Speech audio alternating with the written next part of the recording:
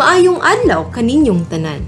Karon, akong ipakita sa inyo kung unsaon pagkuha sa blood pressure o BP. Una, hugasan nato atong mga kamot. Dayon kuhaon ang mga kinahanglan nga gamit. Kuhaon nato ang stethoscope ug ang sphygmomanometer.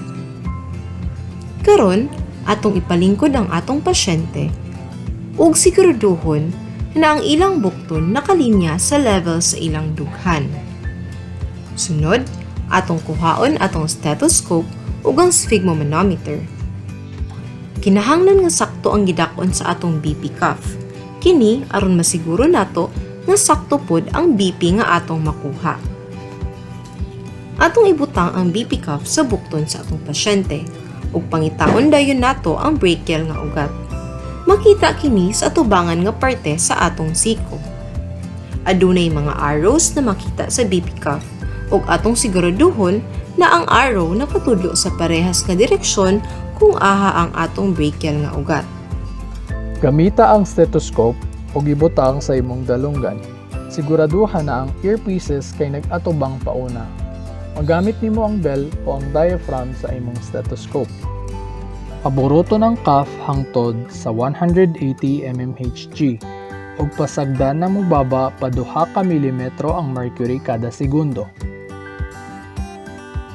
Paminawa ang una na tingog ug mao kana ang systolic number. Ug ang ulahi nga tingog mao na ang diastolic number. Pag naa na kay mabasa, siguraduhan na wala nay hangin sa sulod sa cuff. Kuha kini sa imong pasyente ug limpyuhi paghuman. Ug atong isulat ang nabasa na blood pressure. Sumala sa 2017 guidelines sa American College of Cardiology, ang normal na blood pressure kay systolic ubos sa 120 ug diastolic kung ubos sa 80. Pagaisipon nga ang pre-hypertension kay adunay systolic na 120 taman sa 129 ug ang diastolic na ubos sa 80. Hunahunahon usab nato ang systolic sa hypertension stage 1 sa 130 taman 139 ug ang diastolic kay 80 taman 90. Ang hypertension stage 2 adunay systolic na sobra sa 140 ug diastolic na sobra sa 90.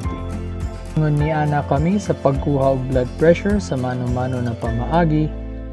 Salamat ug maayong adlaw.